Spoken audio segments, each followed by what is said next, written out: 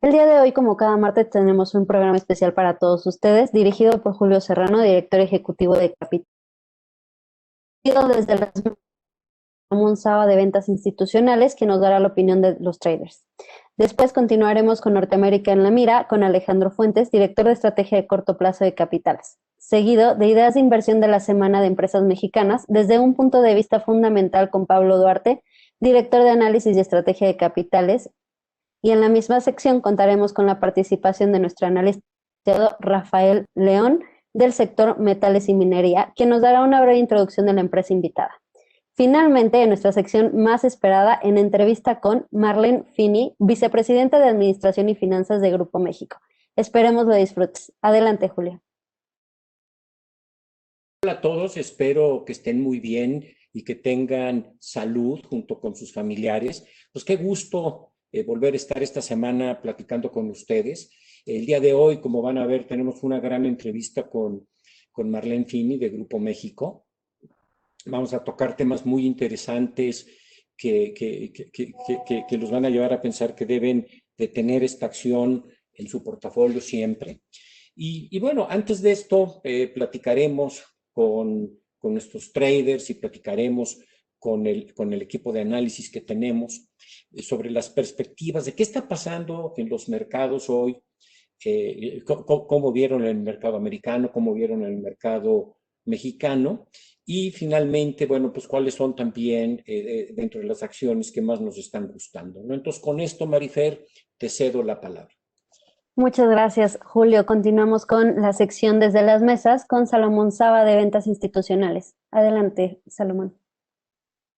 Hola Marifer, muchas gracias a ti, muchas gracias a Julio y buenas tardes a todos. Qué gusto acompañarlos en esta tarde en Encuentro Mercados.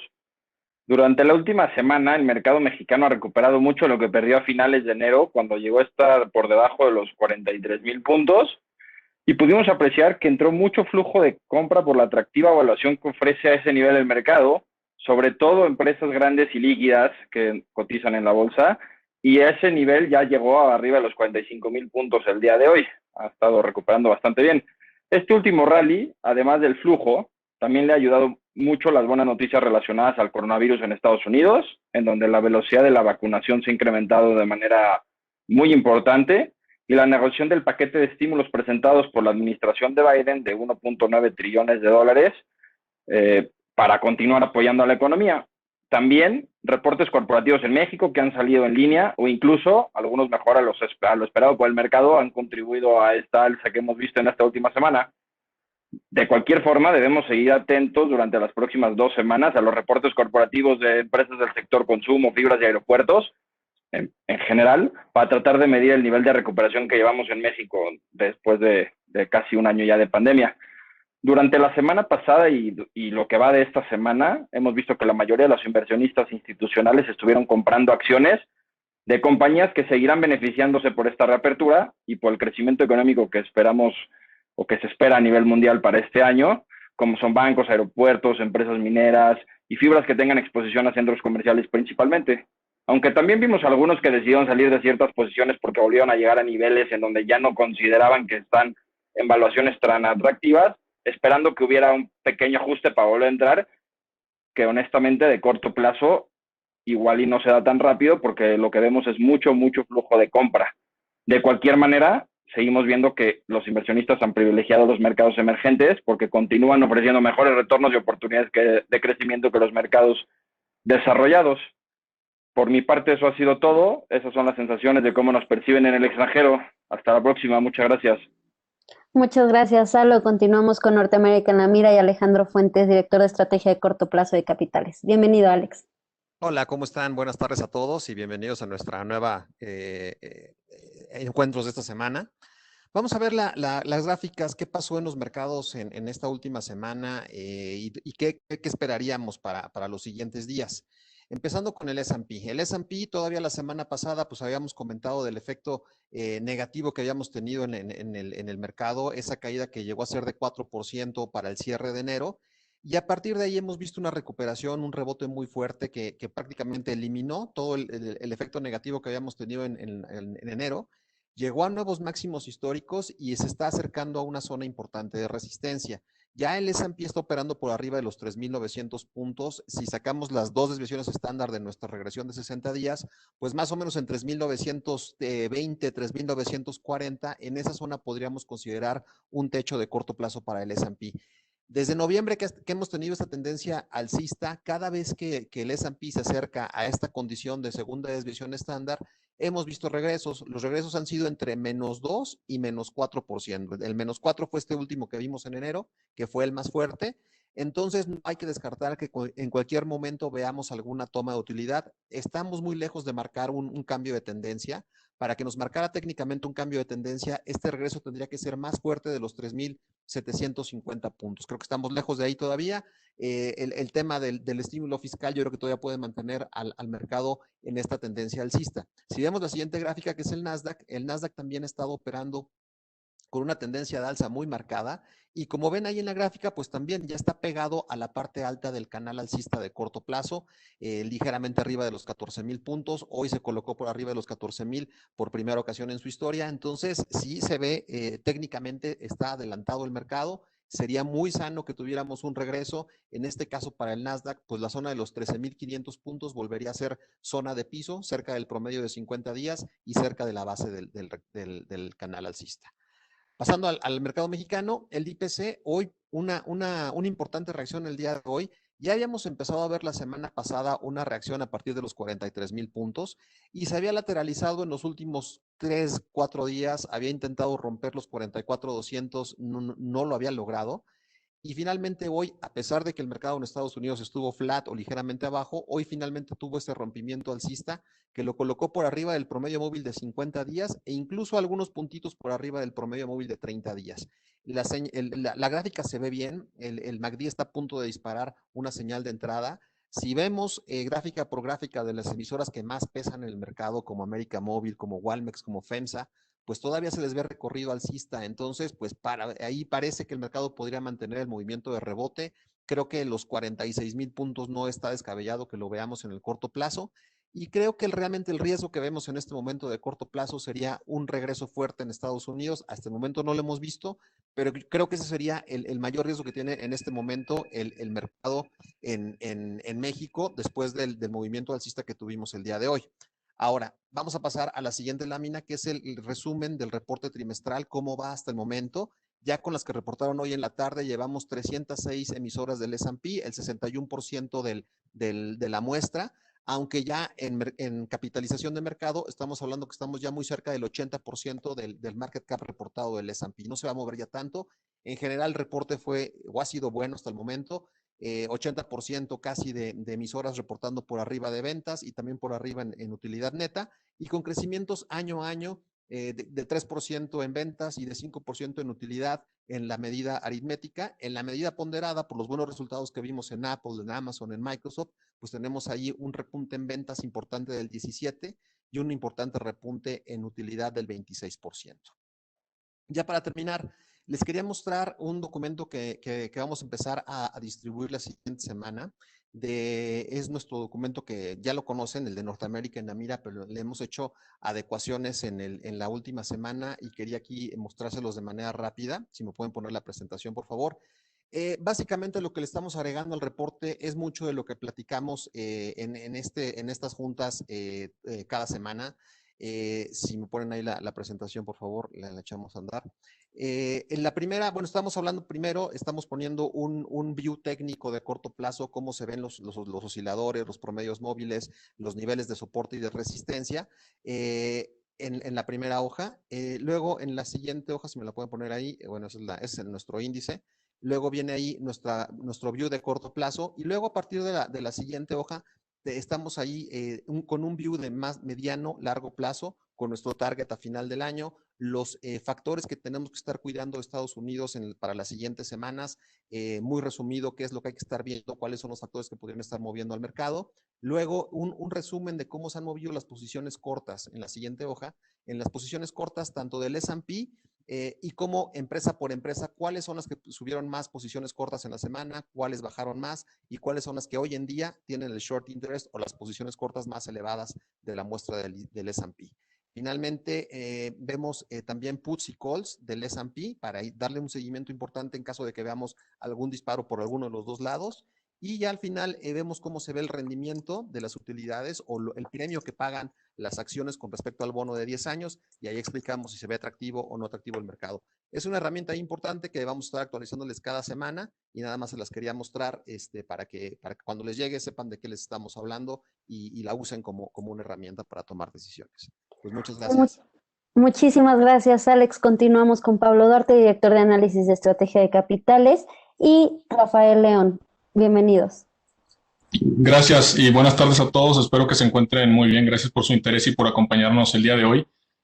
Platicándoles primero de nuestra estrategia, como parte de la misma mantenemos una postura de optimismo con cautela de corto plazo en la bolsa local. Efectivamente se ha dado este rebote que anticipábamos para la bolsa desde después del ajuste que dio de 8% desde máximos de enero. Desde que cambiamos nuestra postura la semana pasada, el IPC ha tenido un alza de 4.7% en pesos hasta los 45,000 puntos. Si lo vemos en términos de dólares, ha tenido un repunte de 6.2%. Tan solo el día de hoy vimos un repunte importante de 1.9%, como ya les comentaron, liderado por algunas de las empresas más grandes y bursátiles de la muestra del IPC, incluyendo Jefe Norte, que subió 4%, caso de Grupo México subió 3.5% el día de hoy, y Walmex con un alza de 2.9%. En el caso de Jefe Norte, que es la que más subió hoy, acumula un rendimiento de 12.8% desde la semana pasada, que aquí se la recomendamos como una de nuestras ideas de inversión. Por su parte, destacamos también Grupo México, ha tenido un alza de 6.5% en tan solo estos 2 días. Es otra de las emisoras que nos siguen gustando mucho de largo plazo. De hecho, recientemente publicamos un reporte de actualización en el cual mejoramos el precio objetivo con una recomendación de superior a mercado. Como mencionamos para esta semana, creemos que se mantendrá el optimismo de corto plazo en la bolsa por la aprobación de paquete de estímulos en Estados Unidos, el mayor impulso que le daría a la economía local, la temporada de reportes en México y la moderación que hemos visto en casos de COVID-19, tanto en México como en otros países del mundo. Ahora bien, ¿por qué tenemos este optimismo, pero destacando con cautela en la bolsa?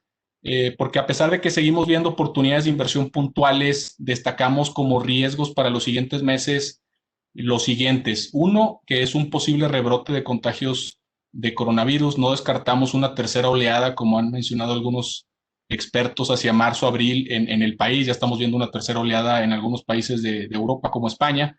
Además, como parte de la pandemia, seguimos viendo grandes retos para todo este proceso de vacunación. Consideramos también, como parte de estos riesgos, la menor efectividad de las vacunas ante algunas variantes del virus, como es la variante sudafricana. Y también vemos otros riesgos más top-down en México, incluyendo algunos políticos y regulatorios. Como parte de estos, tenemos el tema de la reforma a la industria eléctrica presentada por AMLO como iniciativa de ley al Congreso, que ha generado mucho ruido a nivel internacional. Expertos en derecho internacional consideran riesgos relevantes en materia económica, de medio ambiente y de credibilidad para México, sin mencionar la parte local. En este sentido, apenas la semana pasada la Suprema Corte invalidó la política eléctrica propuesta por la Secretaría de Energía, al invalidar las facultades de la COFESE, violar el derecho de libre competencia y dar una ventaja indebida a la CFE, como se mencionó. En este sentido, vemos un tanto positivo que México cuenta con tratados internacionales que en cierta forma le dan un blindaje contra estos potenciales cambios en las reglas de juego. Sin embargo, pues implican procesos de resolución de controversias más complejos que toman muchos meses e incluso años. Y pues sin duda creemos que a pesar de esto afectaría negativamente al flujo de inversiones hacia el país este tipo de cambios.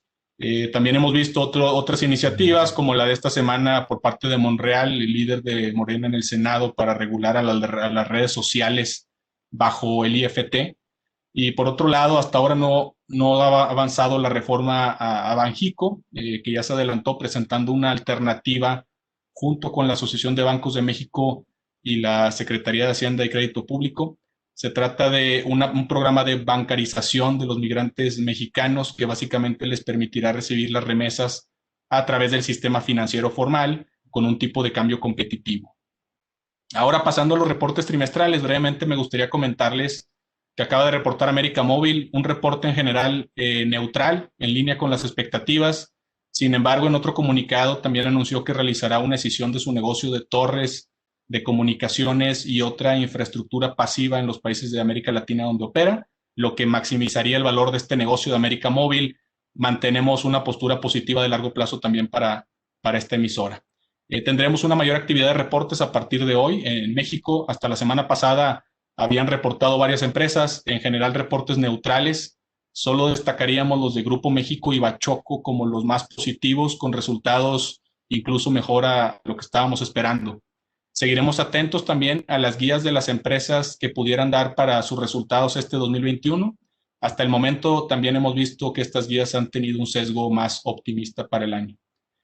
Para no extenderme más, les recomiendo que sigan nuestras ideas y recomendaciones de inversión a través de los distintos productos y webinars que realizamos por parte del equipo de Actinver Análisis. Y ahora los dejo con Rafael León, nuestro analista del sector de metales y minería, para que les dé una breve introducción sobre nuestra compañía invitada de hoy, Grupo México. Y aprovecho para darle la bienvenida a Marlene y a Natalia que nos acompañan el día de hoy. Adelante, Rafa. Gracias, Pablo. Hola, buenas tardes a todos. Pues sí, como les hemos comentado, pues hoy contamos con la participación de Marlene Fini, que es la directora de Administración y Finanzas de Grupo México, que como ustedes saben, pues es una de las acciones que hemos venido recomendando fuertemente, ¿no? Debido a sus sólidos fundamentales y al atractivo potencial de crecimiento que tiene la empresa para los próximos años. Igualmente, muchas gracias, Marlene, por acompañarnos y por participar con nosotros. Es un placer tenerte aquí. Me gustaría comenzar con una breve introducción de la compañía. Grupo México es la compañía minera más grande de México y el quinto productor de cobre a nivel mundial. Cuenta con los menores costos de extracción de la industria y tiene las mayores reservas de cobre en el mundo. Tiene alrededor del 90% de los ingresos dolarizados y cuenta con una importante diversificación de operaciones y de clientes a nivel global. En los últimos 10 años, Grupo México ha incrementado 64% su producción de cobre de la mano de proyectos en México, en Perú y en Estados Unidos. Y al mismo tiempo, ha mantenido altos niveles de rentabilidad a través de la creación de eficiencias operativas de forma continua. Adicional a esto, Grupo México cuenta con una sólida posición financiera, con niveles de endeudamiento sanos, y además paga un dividendo muy atractivo cercano al 5.5% de rendimiento. Además de la minería, la compañía también ofrece servicios de transporte ferroviario a través de su subsidiaria GMXT, quien es la compañía de trenes más grande de México. Y también cuenta con una división de negocio de infraestructura, donde ofrece servicios de ingeniería, construcción y perforación. Como todos sabemos, tanto la industria minera como la industria de transporte y la industria de la infraestructura se vieron fuertemente afectadas por la pandemia a nivel global. Entonces, ante un escenario de un inicio de una recuperación económica, y al ser industrias cíclicas o relacionadas al ciclo económico, vemos un atractivo potencial de crecimiento para la empresa tanto en el mediano como en el largo plazo. En nuestra opinión, la coyuntura actual presenta una oportunidad muy buena para que Grupo México continúe fortaleciendo su posición en el mercado, de la mano de la fortaleza del precio del cobre. A pesar del buen desempeño que ha tenido el precio de la acción, con una recuperación de más del 85% desde mediados de año hacia hoy, a precios actuales, calculamos que el descuento de Grupo México sobre el valor de mercado de sus subsidiarias es de 38%. Estimamos que este descuento se debería de reducir a niveles entre 30 y 25% durante los siguientes periodos. En otras palabras, lo que les queremos decir es que comprando la acción de Grupo México a los precios actuales, estás llevando casi gratis todo el negocio de transporte junto con el de infraestructura. Creemos que Grupo México es el mejor vehículo para invertir en los sólidos fundamentales de largo plazo para el cobre, mismo que además de la recuperación económica, también se va a ver beneficiado por las tendencias crecientes de vehículos eléctricos y energías verdes. Gracias por el espacio. Fer, te regreso la palabra. Bienvenido, Julio. Bienvenida, Marlene. Continuamos con nuestra entrevista más esperada. Muchísimas gracias, pues Marlene y Natalia, qué gusto estar otra vez con ustedes.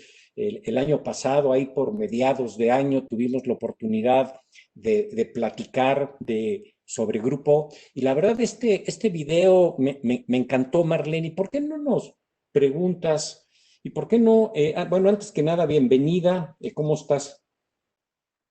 Muy bien, Julio, muchas gracias por la invitación a este evento, muchas gracias a Actinver y por la muy buena introducción también, Rafa, Marifer y todos por organizar el evento y por invitarnos, así es que muchas gracias, estamos muy contentos de participar, Natalia y yo.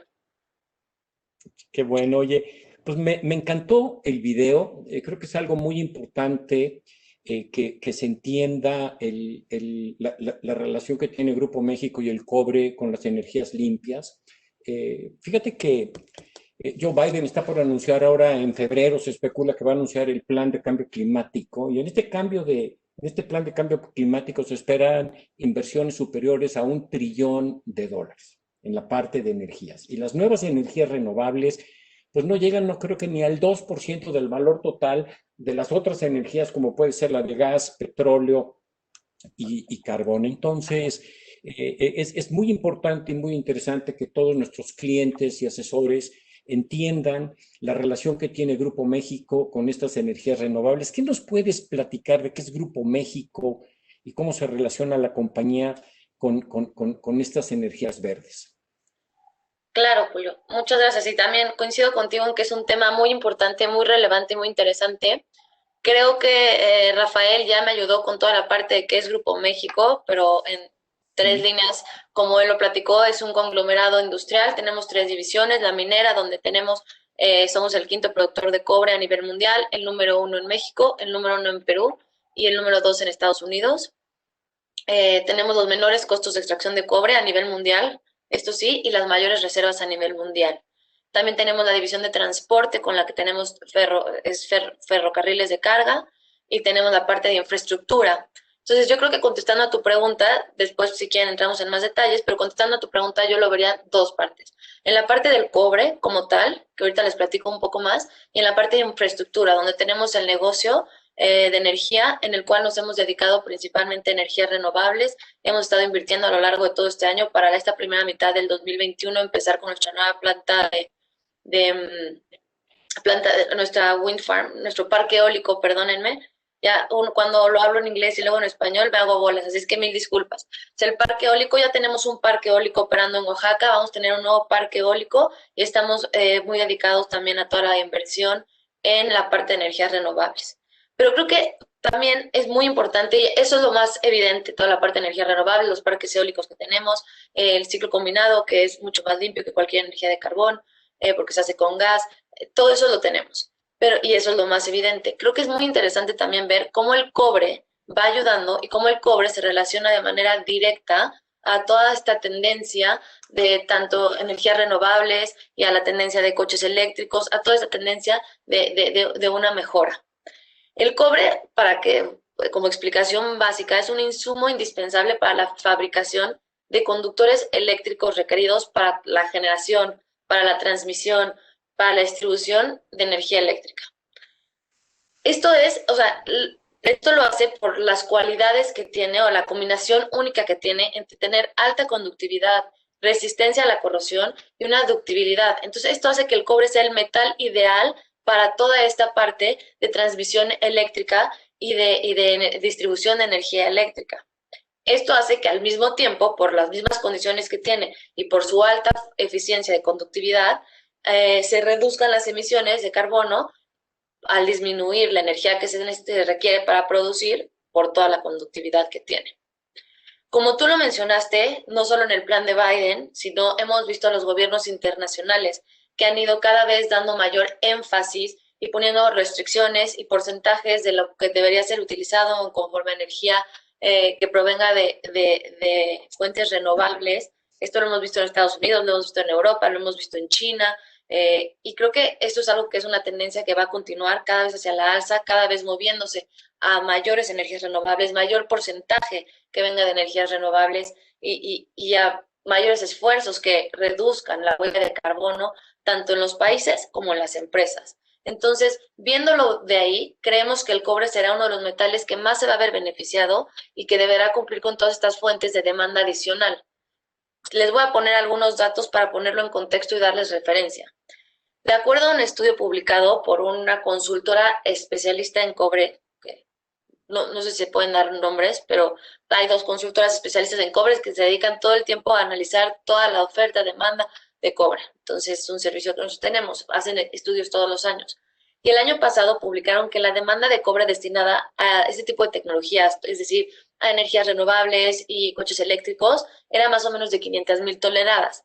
Si estamos hablando que el mercado del cobre es aproximadamente de 24 millones de toneladas, esto quiere decir que es más o menos 2% del mercado total. Poquito, todavía muy poquito. Pero este mismo análisis te platica de cómo se ven las tendencias hacia el 2030, 2040, cuando están en unos escenarios, hay escenarios un poco más agresivos, menos agresivos, pero por darles una idea, en el escenario entre agresivo y normal, están planteando que se va a necesitar alrededor de 1.3 millones de toneladas adicionales, solamente para tomar en cuenta para impulsar estas políticas más estrictas por parte de organismos internacionales para utilizar energías renovables. 1.3 o 1,5 millones de toneladas a lo mejor suena poquito, pero si toman una referencia, y esto es una referencia muy básica, pero para hacer 120,000 toneladas se necesita una inversión de cobre, se necesitan inversiones alrededor de 1.4, 1.5 millones de dólares. Entonces estamos hablando de 1.3 millones de toneladas, estamos hablando de billones de dólares. Entonces son inversiones en cobre. ¿Qué pasa? El cobre es un recurso escaso, no es que vas ahí, excavas y encuentras cobre. Entonces esto hace que las tendencias o que las interacciones entre la oferta y la demanda se aprieten y también sea positivo para los precios del cobre. Creo que a lo mejor lo han podido ver. Los precios del cobre han tenido un repunte desde el año pasado, desde mediados, finales del año pasado, todo lo que va de este año. Hemos visto precios del cobre muy por arriba de $3, cuando venía de estar alrededor de $2 hace tan siquiera 3 años, 4 años. Entonces, la verdad es que hemos visto un incremento importante en los precios del cobre. Otra de las tendencias que veníamos platicando, que Rafael también la mencionó y que creo que puede ser muy interesante, es la tendencia de los coches eléctricos. Para darles una idea, un coche eléctrico usa de 3 a 4 veces más cobre que un coche normal, o un coche de gasolina.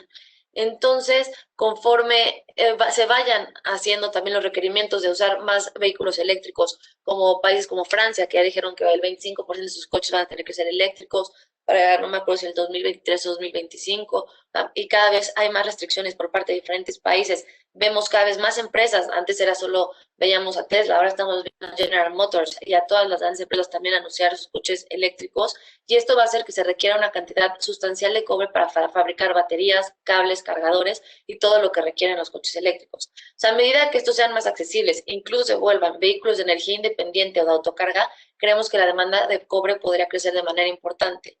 Entonces, esto es algo que nos beneficia a nosotros como productores de cobre, pero también como el cobre aporta toda la parte de energías renovables y energías verdes y cómo encaja en toda esta nueva tendencia que estamos viendo hacia adelante. Aparte de lo que mencioné al principio, Julio, de las plantas que tenemos nosotros de los parques eólicos, que es lo más evidente donde también estamos haciendo nuestras inversiones. Pues sí, es todo el tema de energías hacia adelante, de la fabricación de coches eléctricos, etcétera, pues tiene un enorme potencial.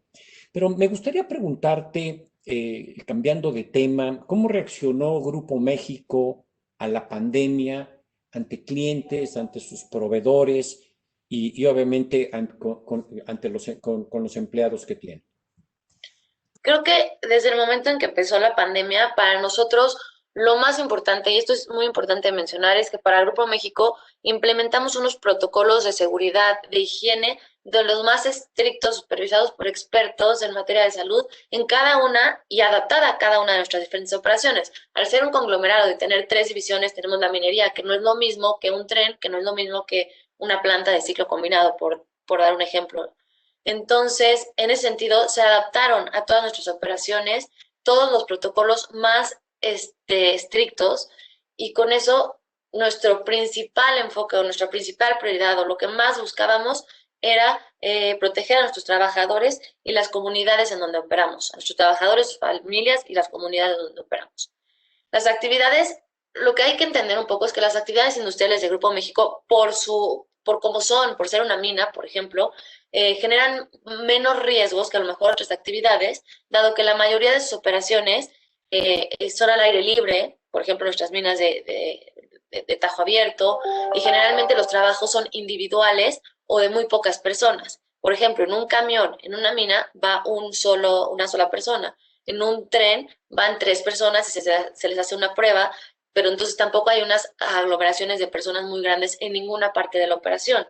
En el caso de, por ejemplo, de las minas de Perú, ya que están muy aisladas, fuimos capaces de aislarlas totalmente y con eso, ya que no hay ciudades aledañas, entonces están aisladas en medio de la nada, por decirlo así, y los trabajadores viven dentro de las nuevas comunidades. Lo que hicimos en nuestras operaciones mineras en México también fue posponer ciertas inversiones de mantenimiento, el CAPEX de mantenimiento, inversiones de expansión, o sea, las pospusimos para así no tener que no hubiera gente entrando y saliendo, proveedores externos entrando y saliendo, y poder de cierta manera bloquear y aislar nuestras operaciones para evitar el menor riesgo. Y creo que fue algo muy eficiente en ese sentido. Tuvimos muy pocos contagios. Vimos, por ejemplo, en Perú, minas de otras empresas muy grandes como Las Bambas o Cerro Verde, que tuvieron que cerrar sus operaciones. Nosotros, que no tuvimos que en ningún momento cerrar las operaciones en Perú, ellos por contagios, nosotros no tuvimos estos contagios. Entonces creo que los protocolos que implementamos fueron muy a tiempo, muy estrictos, y eso hizo que pudiéramos continuar con nuestras operaciones. A través de la Fundación de Grupo México, también destinamos un presupuesto de más de 500 millones de pesos como apoyo en especie a la pandemia, además de las inversiones que hicimos en todas las operaciones, en equipo, en protocolos, en cambiar, para hacer todas las pruebas, muestreos, etcétera, que teníamos que hacer para proteger a toda la gente que trabaja con nosotros. Las donaciones, y digo, en nuestro por reporte trimestral pueden leer todo el detalle, no me voy a meter a todo el detalle, pero para darles una idea, dimos equipo médico, ventiladores, plantas de oxígeno, algunos hospitales temporales, hicimos hospitales temporales en Sonora, en Perú, entre otras cosas. Dimos también muchas despensas, ayudamos a las personas que se enfermaban. Entonces, por ahí fue un poco de todo de apoyar en cómo se pudiera a ayudar a la pandemia y a todo el mundo que se vio afectado por esto. También realizamos la entrega anticipada del Hospital de Juchitán en Oaxaca, el cual fue habilitado por el Ejército Mexicano como hospital COVID. Hoy nos encontramos con todas nuestras divisiones en operaciones y al 100% de capacidad, aunque en algunas todavía tenemos una fuerza laboral reducida. Vamos a seguir operando con los protocolos más estrictos que haya y digo, nadie puede prever qué va a pasar, si viene una segunda ola de contagio, si no, cómo se va a ir dando. Ahorita estamos viendo un ritmo acelerado de vacunas en Estados Unidos, que a lo mejor no es el mismo caso en México, pero esperemos que esto hacia adelante veamos una aceleración en este ritmo y con eso podamos seguir adelante y estar un poco todos más tranquilos, pero mientras tanto seguiremos aplicando todos los protocolos y las medidas más estrictas, tanto de sana distancia, todos los lineamientos de salud, toda la parte de usar tapabocas, de que estén separados, de pruebas, de hacer un testing, mientras seguiremos teniendo toda la parte de ayuda, de apoyo por cualquier caso de contagio o cualquier persona.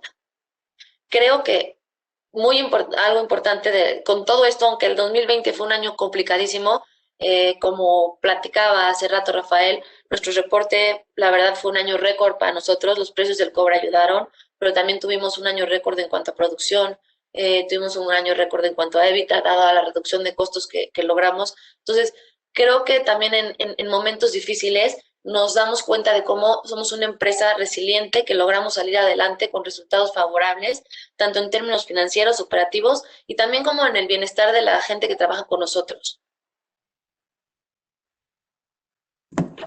Muy bien, y la otra vez, el año pasado, platicábamos, Marlene, de que son la minera con los costos más bajos de extracción del cobre en la industria. ¿Se pueden mantener así en un futuro? ¿Van a seguir manteniendo ese liderazgo de los costos, de ser el productor con los costos más bajos de extracción? Pues sin duda mantenernos como el productor con costos más bajos de extracción es nuestra prioridad, está en el centro de nuestro modelo de negocio. Al final, nosotros sabemos que esta es una industria cíclica. Entonces, hemos visto los precios del cobre en 4.50, hemos visto los precios del cobre abajo de $1, y al final eso no lo podemos controlar. Nosotros sabemos que es una industria cíclica y sabemos manejar y operar en una industria cíclica, pero sin poder controlar los precios. ¿Qué sí podemos controlar? La producción y los costos. Entonces, eso es a lo que nosotros nos enfocamos. Los proyectos que buscamos desarrollar hacia adelante, digo, hacia atrás, y si platicamos y nos vamos tantito hacia atrás, por ejemplo, hicimos una expansión desde el 2015 hasta el 2017 o 18 que se terminó, hicimos una expansión en Buenavista del cobre, una de nuestras minas principales en Sonora, aquí en México, en la que más que duplicamos su capacidad de producción de alrededor de 200,000 toneladas a casi 500,000 toneladas. Esto implicó una inversión de más de 3.5 billones, o sea, 3.500 millones de dólares, 3.5 billón de dólares. Entonces, todo el tiempo estamos invirtiendo, no solo para hacer una expansión en nuestra producción, sino para tener la más alta tecnología de punta en todo lo que hacemos, y también invertir en buscar nuevas maneras de mejorar, de cómo también reducir nuestra huella en el planeta, como por ejemplo, casi el 98% de nuestra agua se recicla. Todo el agua que se usa en el proceso es prácticamente agua reciclada y solo el 2% es el agua que se evapora. Todo el tiempo, tanto estamos buscando manera de cómo mantenerlos como de bajo costo, como de meter toda la parte de sustentabilidad de nuestro negocio, porque creemos que es un factor muy importante también. Los proyectos que buscamos desarrollar hacia futuro y el crecimiento que viene hacia futuro son proyectos que nosotros les llamamos de Tier 1, ¿no? Que son proyectos de bajo costo, de depósitos de minerales muy buenos, que además son operados por equipos expertos en la materia de minería, de metalurgia, que llevan muchos años trabajando y que poseen el conocimiento y saber cómo hacer un plan de minado para mantenernos con costos muy competitivos. Dentro de los factores que podemos controlar nosotros de los costos, estamos siempre orientados a un ahorro. ¿Cómo lo hacemos? Con eficiencias operativas. ¿Cómo lo hacemos? Buscando nuevas tecnologías. ¿Cómo lo hacemos? Buscando un plan de minado constante, que no tenga unas leyes muy altas unos años, leyes muy bajas otros años. Entonces intentamos mantenernos lo más constante posible. El 2020 fue un año particularmente con costos inusualmente bajos debido a algunas circunstancias por todo lo que provocó la pandemia, y como lo que les platicaba, que pospusimos ciertos trabajos de mantenimiento, movimiento de tepetate, que es el mineral que no es rico en cobre o en cualquier otro producto, o sea, como el desperdicio, por decirlo así, que nos llevó a también la menor fuerza laboral, y con todo esto nos llevó a unos menores costos. Creemos que hacia adelante definitivamente probablemente haya un ligero incremento en el 2021, también depende esto de la depreciación de monedas. Como les platicaba y como lo comentó Rafael, en nuestra división minera el 100% de nuestras ventas están en dólares y de nuestros costos alrededor del 40%. Entonces, una depreciación de las monedas locales como los peso mexicano o el sol peruano también tiene un impacto positivo en nuestros costos. También los precios de los combustibles, el precio de la energía, que esto también lo vimos menor durante el 2020 y esto también es algo que va a influir. Como es muy difícil prever este tipo de cosas, pues a lo mejor puede haber una ligera alza, pero definitivamente creemos que a largo plazo nuestro cash cost o nuestro costo de extracción se debería mantener en línea con años anteriores, alrededor de 90 centavos después de sus productos a nivel de Southern Copper, y conforme vayan entrando nuestros nuevos proyectos de inversión, como son el Pilares, Buenavista Zinc, Tía María, y nuestros proyectos de largo plazo, como son el Arco, Michiquillay y los Chancas, pueda mejorar y verlo incluso por debajo de esto, unos 10 centavos, dependiendo de cómo se van moviendo los factores que pues, no podemos predecir. Oye, correcto. Y hablando de otro tema, Marlene, pues Grupo México tiene un balance muy sólido, tiene una posición financiera pues muy buena. ¿Qué hacen qué están haciendo en ese sentido? La verdad es que no sé si tenemos una manera de ver somos bastante conservadores en ese sentido. Entonces, sin saber la pandemia, nadie pudo predecir lo que iba a pasar ni prever esta situación. Pero en el 2019, dado que tenemos 3 proyectos de expansión en México para la parte minera, hicimos una colocación una colocación de bonos en Estados Unidos por $1,000 millones, alrededor de $1,000 millones, que esto nos aseguró todo el CAPEX necesario para nuestros proyectos de crecimiento aquí en México, que son 3, los que había comentado, que nos van a dar una producción de 100,000 toneladas adicionales de cobre, además de reducir nuestros costos de extracción y más que duplicar nuestra producción de zinc. Entonces, justo hicimos toda esta parte de refinanciamiento en el 2019, en finales, septiembre o octubre del 2019. También lo hicimos en la parte de los trenes, un refinanciamiento de nuestros certificados bursátiles y de las cosas que teníamos con los bancos. Y en ese sentido, pues nos quedamos en una posición muy sólida aún ante situaciones adversas. Creo que en este sentido me gustaría recalcar y recalcarles a todos que siempre ha sido nuestra prioridad número uno. No tenemos una política de dividendos escrita en piedra, por decirlo así, rígida, pero sí lo que hemos creado es y a ver, Julio, ayúdame a ver cómo se dice esta expresión en español, porque no me lo estoy encontrando. Un track record, un récord constante, por decirlo así, un récord constante de dar siempre dividendos. Aun cuando vimos precios del cobre alrededor de $2, que esto es muy bajo, dimos dividendos.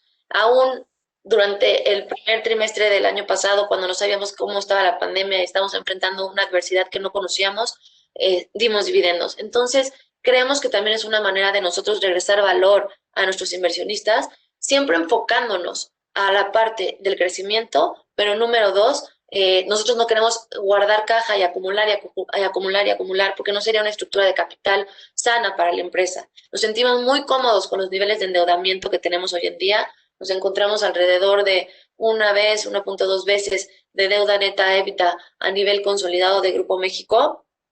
Y creo que esto es algo muy sano, muy cómodo, más en estos momentos de que existe cierta incertidumbre. Entonces, esta liquidez y este bajo endeudamiento nos permite, no solo con toda la generación que tenemos de flujo efectivo, seguir dando dividendos y analizar en los momentos oportunos recompras, como lo hemos hecho en Grupo México en algunos momentos, o en Grupo México Transportes, GMXT, que también es una empresa listada en bolsa, donde también hemos hecho recompras. Entonces, siempre jugamos con estas tres partes de primero la inversión y después buscar la manera que haga más sentido a través de dividendos o de recompras, manteniendo una estructura de capital y un nivel de endeudamiento donde nos sintamos cómodos todos.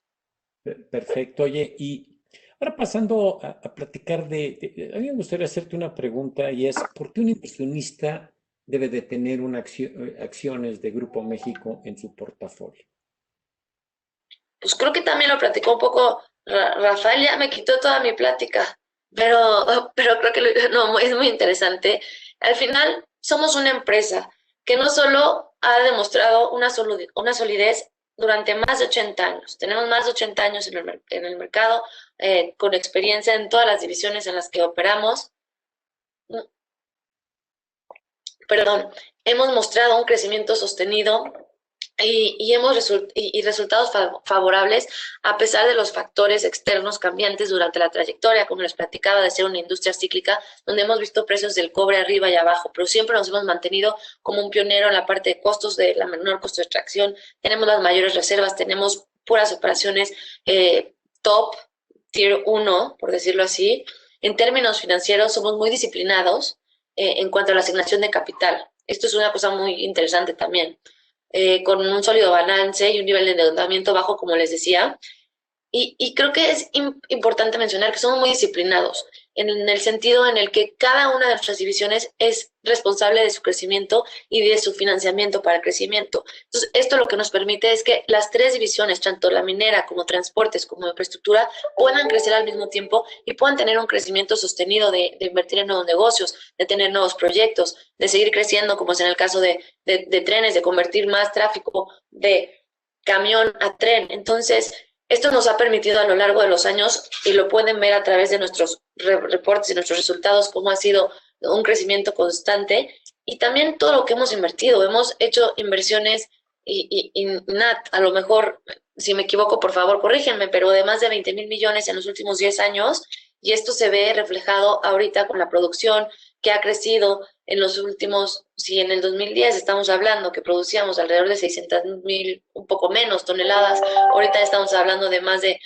1,100,000 y estamos esperando que esto pueda llegar hasta 1.900.000 o 2 millones con nuestros proyectos de largo plazo en los próximos, digo, no les quiero decir 7, 8, 9 años, pero pues estamos hablando de alrededor de 8 años de poder llegar a casi 2 millones de toneladas. Entonces, somos una empresa que sigue creciendo, que tenemos las mayores reservas, el menor costo. Creo que no hay ninguna empresa que tenga el pipeline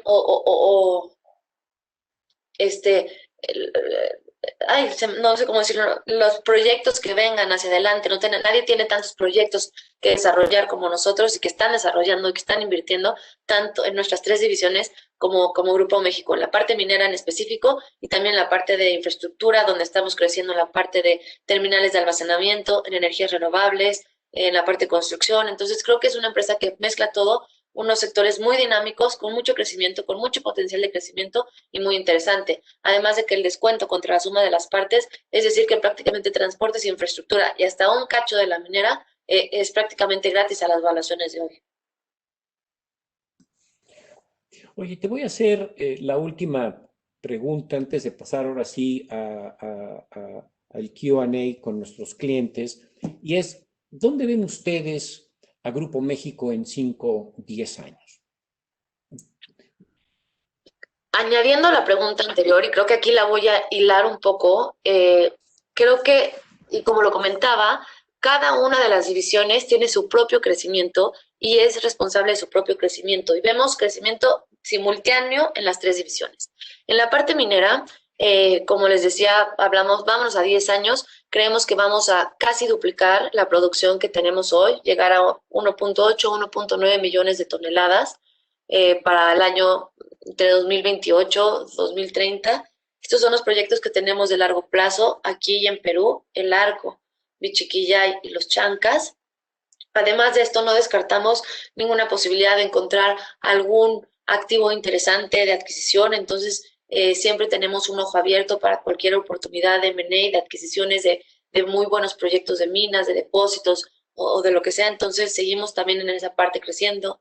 Vamos a más que duplicar nuestra producción de zinc y nuestros subproductos también crecerán, toda la producción de nuestros subproductos, que son principalmente zinc, molibdeno, plata y oro. Entonces, esto se va a volver muy interesante. Hacia el 2025 estamos hablando de 200,000 toneladas adicionales y 3 proyectos de largo plazo. Entonces, hacia el 2000, por decir 5, 10 años, 30 años, casi 2 millones de toneladas. O sea, casi duplicar. La división transporte, continuaremos ganando participación de mercado contra el autotransporte en México. Si se dan, por decir algo, en Estados Unidos y en Canadá, entre el 40 y el 50% de los volúmenes se mueven en ferrocarril. En México estamos por debajo de esto, en alrededor del 25-26%. Entonces, lo que queremos es seguir ganando mercado, seguir ganando y creciendo el mercado, porque no solo crecemos el pie y la rebanada del pie, sino también el pie, ganando cada vez más parte del mercado y buscando eficiencias a través de la implementación de nuestro plan maestro de servicio, y que nos sea posible con todo esto también a ganar nuevos clientes, entrar a nuevos mercados, a nuevas cargas y para tener un servicio logístico más completo. Tenemos también posición en Florida y en Texas, entonces creo que eso hace que también estemos integrados con toda la parte de Estados Unidos y Canadá. Entonces, todo el sistema de Norteamérica ferroviario funciona como uno. Entonces, buscar también algún crecimiento, ya sea orgánico o inorgánico, en la parte de Estados Unidos sería algo interesante. Y en la división de infraestructura, pues la idea es seguir creciendo mediante nuevas líneas de negocio y también en nuestras mismas líneas de negocio. Ahorita las nuevas líneas de negocio, como les platicaba, son las terminales de almacenamiento y de energías renovables, que son nuestros proyectos más recientes. Lo que estamos esperando en términos generales para Grupo México es continuar muy enfocados en toda la parte de costos y seguir creciendo, seguir invirtiendo y seguir hacia adelante en todo lo que sabemos hacer. Pues interesantísimo y la verdad le recomendamos a nuestros clientes que tengan en su portafolio como una acción patrimonial a la acción de Grupo México. Marlene, con esto terminamos esta sección y ahora le voy a ceder la palabra a Rafa León para que haga las preguntas que nos están haciendo los clientes. Claro. Muchísimas gracias, Marlene. Muchas gracias a ti. Gracias, Julio. Rafa, adelante. Gracias, Julio. Gracias, Marlene. Y perdón por haberte robado lo de la plática, pero son cosas lo hiciste muy bien. Mira. a considerar, ¿no? Bueno, ahora abrimos el foro para recibir preguntas por parte de nuestros clientes. Les recuerdo al auditorio que pueden hacer preguntas aquí en el chat de la plataforma. Y bueno, la primera pregunta que tenemos es con respecto al pago de dividendo. La pregunta es tal cual, ¿el dividendo seguirá en el mismo nivel o subirá todavía más? Yo creo que es una pregunta que no te puedo contestar al 100% porque nuestro dividendo se revisa de manera trimestral durante los consejos de administración y como lo mencionaba antes, esto va a depender del flujo de efectivo que tengamos durante el trimestre y las necesidades de efectivo que tengamos dado el CAPEX o cualquier otra cosa que debamos de hacer. Entonces la prioridad va a ser nuestro crecimiento, bueno, nuestro working capital y después nuestro CAPEX para crecimiento. Una vez que cubramos eso, y yo creo que ahorita lo que está pasando y la tendencia que hemos visto, que yo creo que va a continuar, es que tenemos mayor producción, menores costos, mayor precio, entonces estamos generando mucho más flujo. ¿Y esto en qué se traduce? En un dividendo. Si vieron, hemos incrementado nuestro dividendo, lo incrementamos en el tercer trimestre, luego en el cuarto trimestre, y yo creo que hacia adelante pues podría ser una tendencia que seguirá, pero esto va a depender también de los precios del cobre y nuestras necesidades de efectivo. Pero creo muy factible que podamos seguir incrementando los dividendos hacia adelante, si continúan las cosas de esta manera. Perfecto, gracias. La segunda pregunta que tenemos por ahí es, ¿cuánto de sus ventas de cobre son a clientes internacionales? ¿O qué porcentaje de sus ventas de cobre son fuera de México? Te podría decir que casi la mayoría de nuestras ventas son para clientes fuera de México. Si no mal recuerdo, Natalia a lo mejor lo tiene más a la mano y se los puedo decir, pero México representa como el 25% de nuestras ventas, hacia alrededor del 43, 45, y luego está entre Estados Unidos, alrededor del 15, Europa, Latinoamérica y Perú. Europa como el 7%, Latinoamérica alrededor del 7% también y Perú alrededor del 4%. Perfecto, sí, esto va un poco en línea, ¿no? Con lo que les comentaba al inicio de la diversificación de las operaciones y de los clientes de la empresa. Claro, y esto lo estoy platicando para la parte de la minera y enfocándome en el cobre. Al final el cobre es un commodity, entonces si yo lo vendo aquí o en China, pues la demanda, o sea, lo que importa es la demanda. Si la demanda existe, no es irrelevante un poco dónde es el mercado. Se vende en dólares, el precio no lo dicta el cliente. Si me explico, es un precio que es de mercado. Al ser un commodity, entonces en ese sentido, pues para nosotros es más fácil colocarlo en México para que lo enliste, porque entonces no tienes que hacer todo el movimiento, pero Asia, como sabemos, es el consumidor principal de cobre a nivel mundial, consumen casi el 50% de cobre, entonces también es un mercado muy, muy relevante al cual le damos servicio. Tenemos una ventaja también, y en la parte de transportes tenemos acceso a todos los diferentes puertos, tanto al Pacífico, al Atlántico, por las diferentes salidas, y eso nos da también mucha movilidad, no solo para el cobre, para cualquier otro producto, ya sea de importación o exportación. Y en la parte de transportes, alrededor del 50% de nuestras ventas están en dólares, por la parte que tenemos en Estados Unidos, del Texas y Florida, y de la parte de México que vendemos en dólares a Estados Unidos principalmente, que es alrededor del 30%. Entonces, en total dan como el 50% de nuestras ventas en dólares. Perfecto, gracias. Otra pregunta que tenemos por aquí es, ¿cómo es la relación deuda-ingreso o deuda-flujo operativo EBITDA de Grupo México? Pues la relación, mira, nuestro ratio de deuda neta EBITDA en el 2020 cerramos con 1.2 más o menos de deuda neta EBITDA, que creo que es muy positivo. Incluso lo bajamos, yo creo que a 0.9 y deuda total 1.2. Perdón, le estaba diciendo mal el número. Deuda total 1.2, deuda neta 0.9 veces. Entonces nos mantenemos muy conservadores en ese sentido. Estamos apalancados a un nivel sano y lo que intentamos hacer también es matchar cada uno de nuestros proyectos o de nuestras divisiones, por decirlo así, a la deuda que queremos hacer. Por darles un ejemplo, en la minera, que nuestros proyectos son de muy largo plazo, hacemos deuda en dólares a 30 años por lo general. Si hacemos un proyecto en la división de infraestructura, probablemente vamos a hacer project finance a nivel proyecto con endeudamientos más en proyecto, en pesos, dependiendo de cómo esté. Entonces intentamos machar tanto los plazos, la moneda, etcétera, al tipo de operación para tener así un hedge natural en cuanto a los endeudamientos. Perfecto, gracias. Y ligándolo un poquito a lo que comentas, ¿no? De que ligan la parte de la deuda con los proyectos que tienen. Otra pregunta que hay por aquí es, ¿qué proyectos de inversión están realizando o van a realizar para incrementar la producción de cobre en los siguientes años?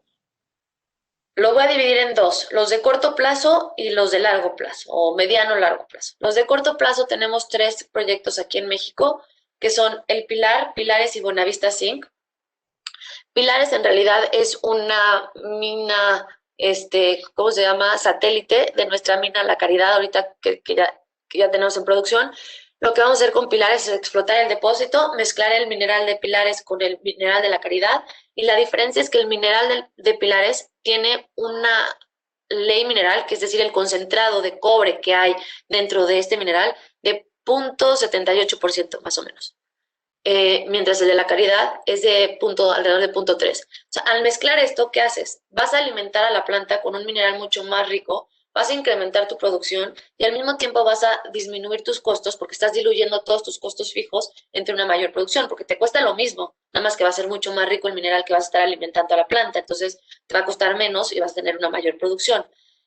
Luego tenemos también el proyecto del Pilar, que es un proyecto que tenemos en Sonora, alrededor de 40,000 toneladas que nos va a agregar, que también es muy eficiente en costos. Estamos determinando algunas cosas de la ingeniería para ver cómo lo vamos a hacer, y esto también nos va a traer mayor producción y una mejora o nos va a mantener en nuestra estructura de costos actual. Y estamos haciendo Buenavista Zinc, que es incluir un circuito en la concentradora que tenemos en Buenavista de zinc, que va a más que duplicar nuestra capacidad de zinc, nuestra producción de zinc, y con esto también disminuye los costos, porque el zinc es un subproducto que se resta del cash cost total, entonces nos va a dar un menor costo de subproductos. Ok, perfecto, muy completo, muchas gracias. Perdón, rapidísimo, y te juro que se me olvidaron los de largo plazo que ya los mencioné antes, pero rapidísimo, solo Sí, para adelante. hacer una recapitulación. Tenemos otros 3 proyectos de uno de mediano plazo, que es Tía María, es en Perú, son 120,000 toneladas adicionales, con un costo de extracción de alrededor de 85 centavos, entonces también es muy competitivo. Y luego tenemos Michiquillay, Los Chancas y El Arco, que con estos son 3 proyectos muy grandes, como de entre 200 y 250,000 toneladas cada uno, que estamos desarrollando y que nos van a ayudar a toda la parte de costos también, porque son muy competitivos en cuanto al mineral y al depósito. Ya, perdón. No te preocupes, perfecto, para complementar.